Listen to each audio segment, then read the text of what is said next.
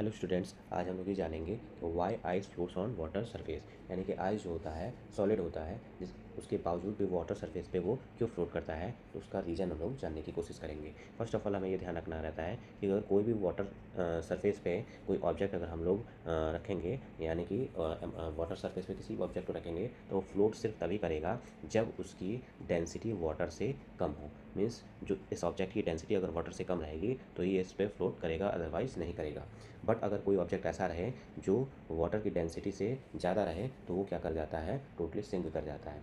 But ice यहाँ पे float क्यों करता रहता है, मीन्स रीज़न यही है कि जो इसकी डेंसिटी होती है वो वाटर से कम होती है, मीन्स स्लाइटली कम होती है, जिसकी वजह से वो फ्लोट करता रहता है। अब हम लोग ये जानेंगे कि आइस जो होता है उसकी डेंसिटी वाटर से कम क्यों होती है। तो उसके पीछे रीज़न है कि जो हमें पता है कि वाटर जो होता है H2O होता है, मीन्स H2O मॉलिक्यूल से बने रहते हैं।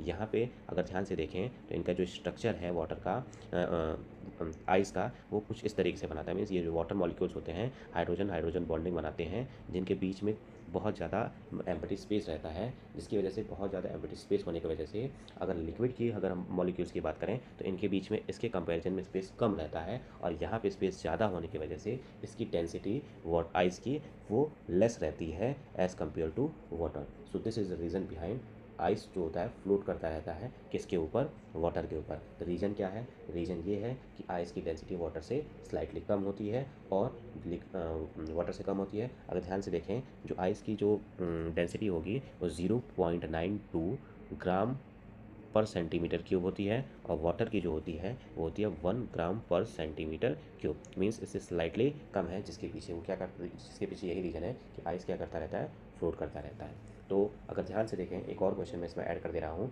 जो वाटर होती है उसकी सबसे ज़्यादा डेंसिटी होती है 4 डिग्री सेल्सियस पे, भले ही वो 0 डिग्री सेल्सियस पे क्या हो जाता हो, फ्रीज हो जाता हो।